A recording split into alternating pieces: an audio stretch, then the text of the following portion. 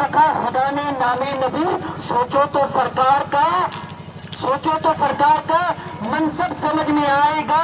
اور جو ولی کو چھوڑ کر کہتے ہیں ملا والے قبر میں سوتے پڑیں گے تب سمجھ میں آئے گا.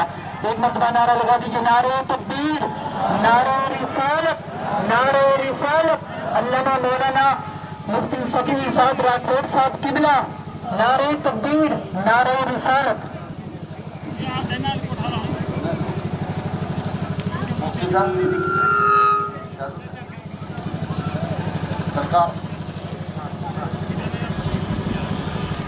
ممبر گو پر جلوہ دار جماعت اہل سنت کے مایہ ناز مستند معتبر علماء کرام، خصوصاً شہزادے غوث اعظم کی باتیں کہہ دوں گا. دعا کریں کہ اللہ تعالی ہمیں سرکار کا سچا عاشق بنائے. الحمدللہ رب العالمین والعاقبۃ للمتقین والصلاۃ والسلام علی سید الانبیاء والمرسلین، اما بعد. من الشیطان الرجیم الرجیم. لقد من اللہ علی المؤمنین اذ بعث فیہم رسولا. صدق اللہ العظیم.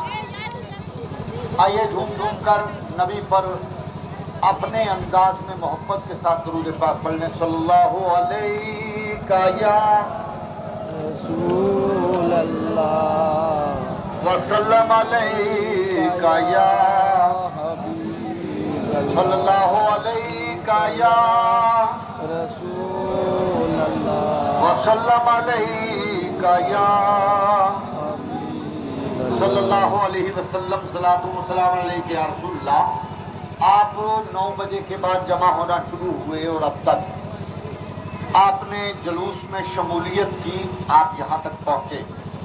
یہاں آنے کے بعد جماعت اہل سنت کے 2 نوجوان اور صلاحیت مند عالم دین، حضرت مولانا حسن صاحب اور حضرت مولانا مفتی عبدالرؤوف صاحب سے آپ نے میلاد کے تعلق سے چند باتیں سماعت کی. میں نماز سے قبل چند جملے آپ تک پہنچا کے اپنی جگہ لے لوں گا، چونکہ آپ نے نماز ظہر کے بعد شہزادے غوث اعظم، یوں کہیے کہ جن کا آج ہم اور سب میلاد منا رہے ہیں، انہیں کی آج سے باتیں سماعت کرتے ہیں. اب جو لوگ یہ کھڑے ہیں کیوں آئے ہیں میری سمجھ سے باہر ہے. اگر تو جلوس میں ہیں تو انہیں بیٹھ جانا چاہیے. دیکھیے کسی بھی جگہ کسی بھی محفل میں آنے کا ادب لازم ہے. نعرے لگانا، گلے پھاڑنا، ہنسنا، یہ اس طرح کا شریعت کے ساتھ کھلا کھلواڑ ہے. کوئی شریعت نہیں ہے کی زبانی اور مفتی عبدالرؤوف صاحب کی زبانی. آج کیا دن ہے؟ یہ میلاد النبی صلی اللہ علیہ وسلم. میلاد چل بیٹھ جا بے. سب جانتے ہیں اس کو انگلش میں برتھ ڈے بولتے ہیں، جنم دن بولتے ہیں ہندی میں، بولتے ہیں یہی میلاد. یہ کس کا میلاد ہے یہ سمجھنا چاہیے. آپ رسول اکرم صلی اللہ تعالی علیہ وسلم کے 1500 سالہ جشن میں آئے.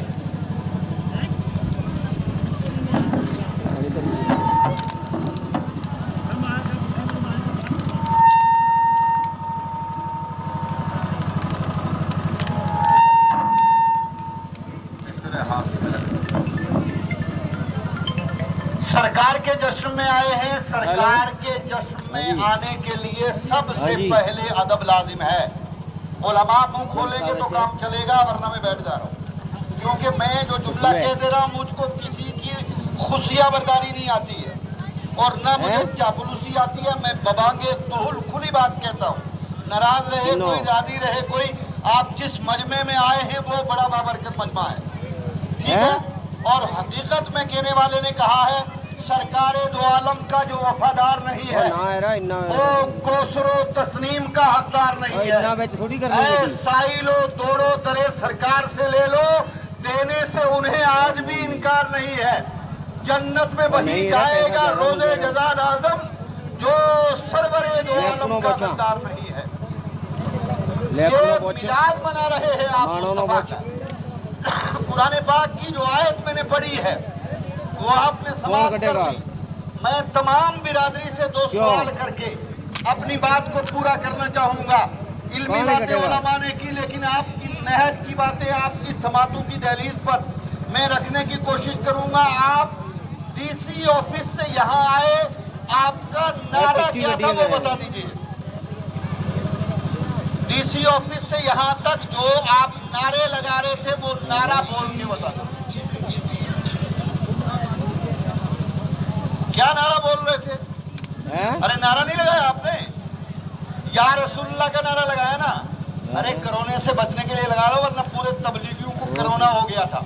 या रसूलुल्लाह जोर से नारा लगा लो, अच्छे से लगाओ नारा। यही नारा बोलते बोलते आप ईदगाह पहुंचे बुजुर्गों। जलूस में यही नारा चल रहा था। खुदा के लिए मेरे जुमलों को नोट करो।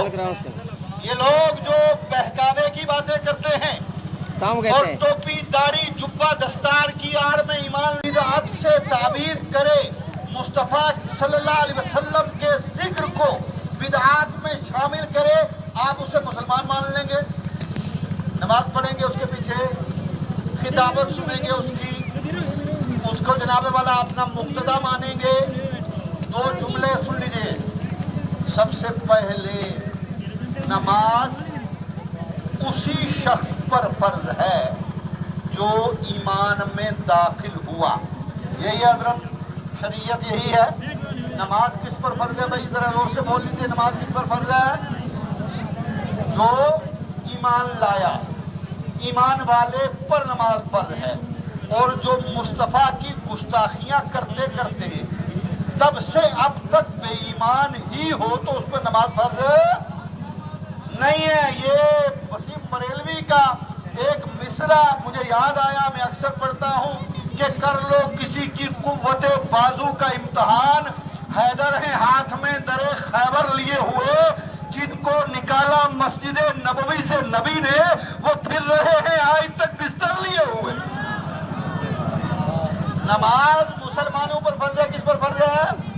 मैं किसी के खिलाफ बोलने नहीं आया हूँ। यहाँ एजेंसीज के लोग भी हैं, यहाँ की एडमिनिस्ट्रेशन भी है, लेकिन मुझे मुसलमानों से गिला है।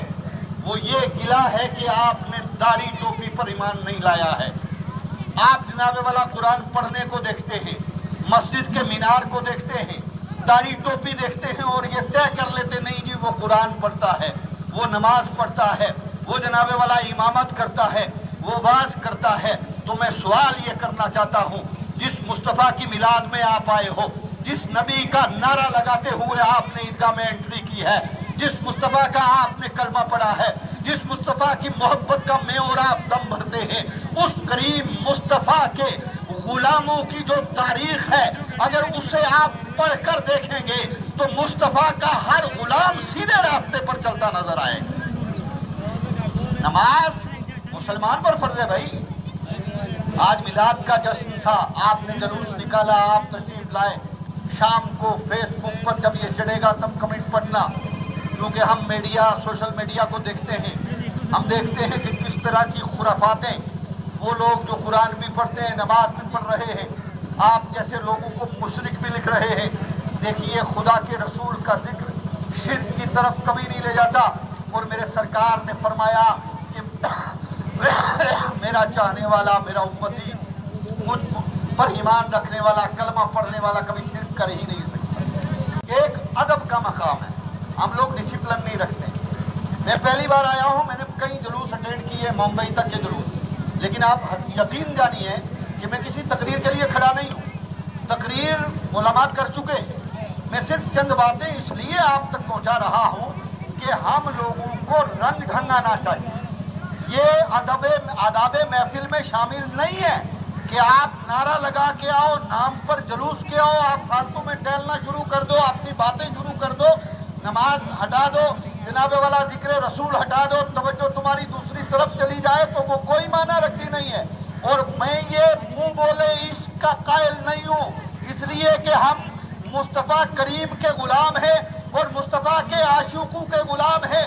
हम तो इश्क उस अंदाज का करते हैं कि जब अल्लामा अब्दुल सत्तार खान नियाज़ी जैसे आदमी को जेल में दे दिया गया था और जेल में वो तंदुरुस्त हो गए थे, उनसे सवाल करने वाले ने सवाल किया था, अब्दुल सत्तार खान तू जेल में आके मोटा कैसे हो गया? یا تو لوگ کمزور پڑتے ہیں.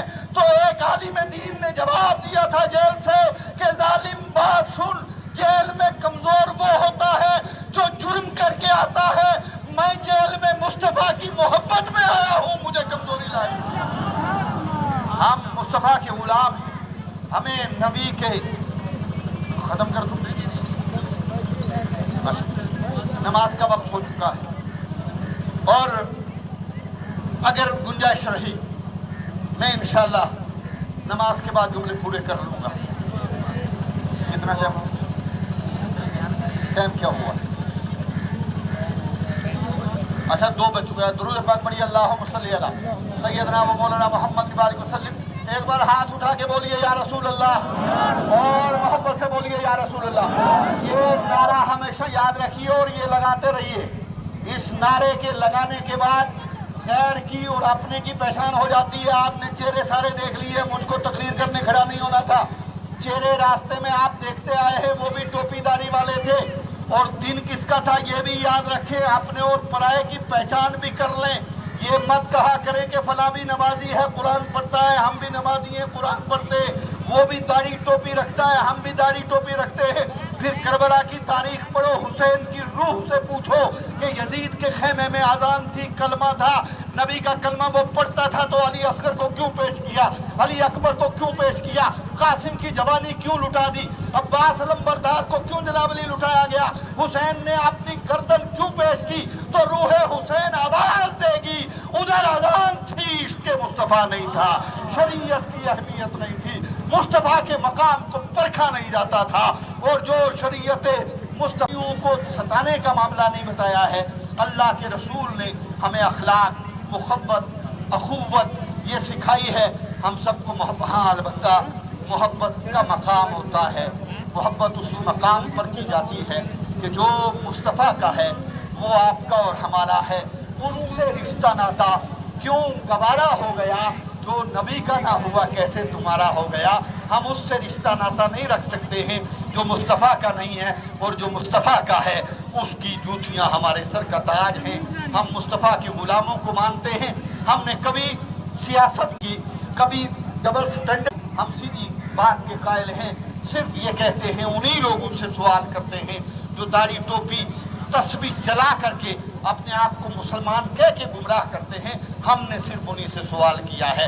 جس نے کلمہ نہیں پڑھا ہے ہمارا کوئی سوال نہیں ہے.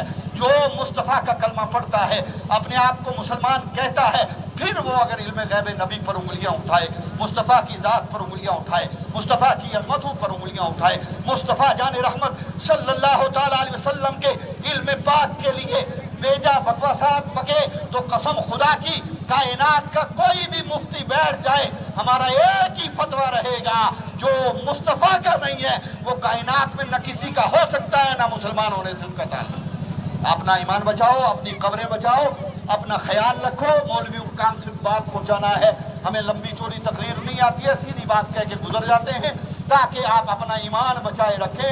اور آج کے دور میں اسی لباس کے اندر بہت سارے چور اچکے جو ہیں وہ آپ کے ایمان کو چرانے کی کوشش کر رہے ہیں، اور آپ سادگی سے یہ کہہ کے گزر جاتے ہیں نہیں جی برادری کو مسئلہ ہے، وہ برادری دیکھنی پڑے. ارے یار کون سی برادری مصطفیٰ سے کٹ کے ہوگی؟ کون سا برادر مصطفیٰ سے کٹ کے ہو جائے گا؟ بس یہ سمجھ لو جو نبی کا ہے وہ بھائی ہے، اور جو نبی کا نہیں ہے اس سے ہمارا کوئی معاملہ، کوئی سروکار نہیں ہے. نہ اس کے پیچھے نماز جائز ہے، نہ جناب والا ضرور. بہرحال ٹائم نہیں ہے. اللہ تبارک و تعالی ان لفظوں کو قبول فرمائے، مجھے حق کہنے، آپ کو حق سمجھنے کی توفیق عطا فرمائے. سبھی حضرات توبہ پڑھ لیں. استغفر اللہ تعالی ربی من کل ذنب و اتوب الیہ. ایک بار زور سے پڑھے لا الہ الا اللہ محمد رسول اللہ صلی اللہ علیہ وسلم. السلام.